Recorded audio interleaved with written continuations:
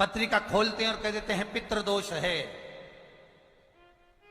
उनसे मेरा निवेदन है, जिसकी पत्रिका में काल सर्प दोष है, पितृदोष है, उनसे निवेदन करूंगा, यदि काल सर्प दोष है और आप त्र्यंबकेश्वर जाकर पूजन नहीं करा सकते काल सर्प दोष की, तो एक तांबे के कलश में शक्कर भर लो, उस पे चांदी के 2 नाग नागिन रख लो। रविवार के दिन सिर के पास में जिस घर में सोते हो, पलंग पर सोते हो, उस पलंग के थोड़ी सी दूर पर उस कलश को रख लो।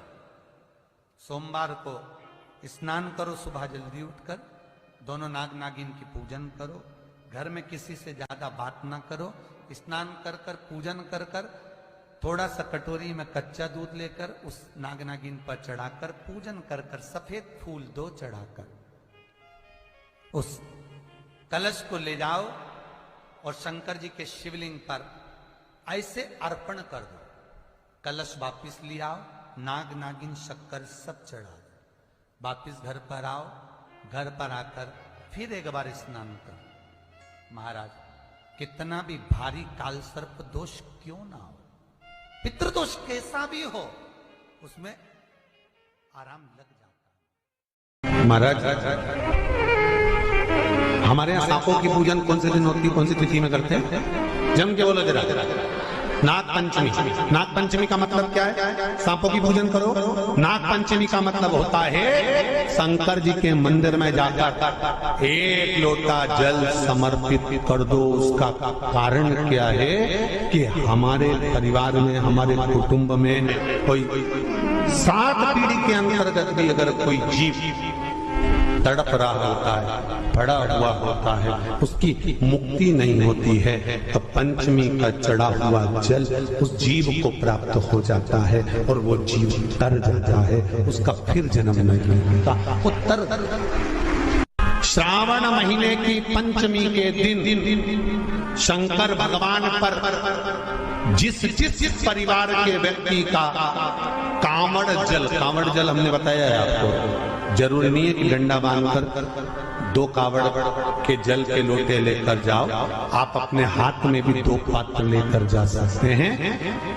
पंचमी तिथि के दिन हाथ में 2 लोटे जल के, 2 कलश जल के जब हम शंकर भगवान को चढ़ाते हैं तो ऊपर जो कमंडल होता है शिव जी के ऊपर जलधारी होती है, जिसमें जया, विषहरा, शामली, बारी, दौतली और देव, शंकर भगवान की 5 बेटियां जिसमें विराजमान होती हैं। जब हम जल समर्पित करते हैं, हमारे पीढ़ी में, परिवार में अगर कोई अधोगति में मर गया होता है, कुंवारी अवस्था में चले गया होता है, गर्भ में मर गया होता है, गर्भ के बाहर निकल कर भी अगर कुंवारी अवस्था में चले गया होता है, तो श्रावण महीने की दोनों पंचमी पर परिवार का अगर कोई एक व्यक्ति भी जल चढ़ा देता है शंकर भगवान पर, तो सर्प की योनि में नहीं पड़ता, जीव मुक्त हो जाता, प्रेत योनि में सर्प की योनि से मुक्त हो जाता।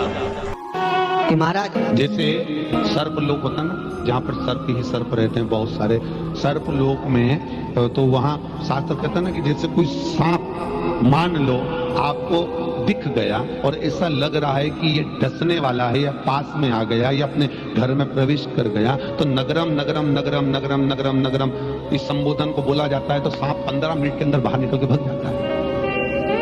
केवल नगरम शब्द को बोलने पर,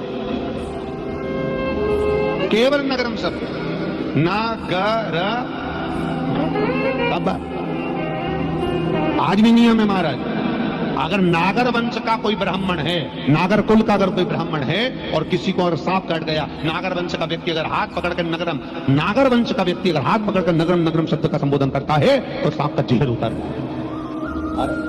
सांप का जहर बाहर, नगरम शब्द का संबोधन। महाराज, हमारे यहाँ सांपों की पूजन कौन से दिन होती है, कौन सी तिथि में करते हैं? जम के बोलो जरा। नाग पंचमी, नाग पंचमी का मतलब क्या है? सांपों की पूजन करो।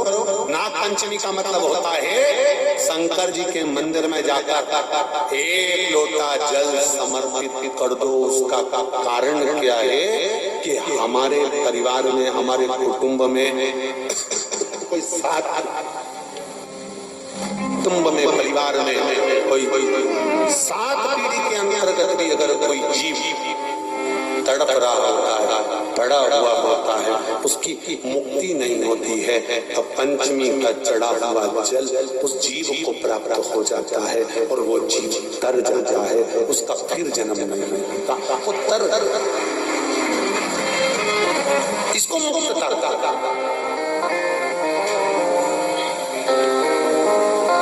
इसको मोक्ष कहता। श्रावण महीने की पंचमी के दिन देवाधिदेव महादेव पर चढ़ाई गई शमी पत्र, भगवान पर चढ़ाई गई शमी पत्र आस्तिक मुनि का नाम लेकर, कौन से मुनि? आस्तिक मुनि का नाम लेकर शमी पत्र को वापस उठाकर उसको अपने दरवाजे की चौखट पर कहीं पर भी या द्वार पर कहीं पर भी एक ओर रख देने पर घर के अंदर, बगीचे के अंदर सर्प प्रवेश नहीं करता। ध्यान रखिए, सर्प प्रवेश नहीं करेगा।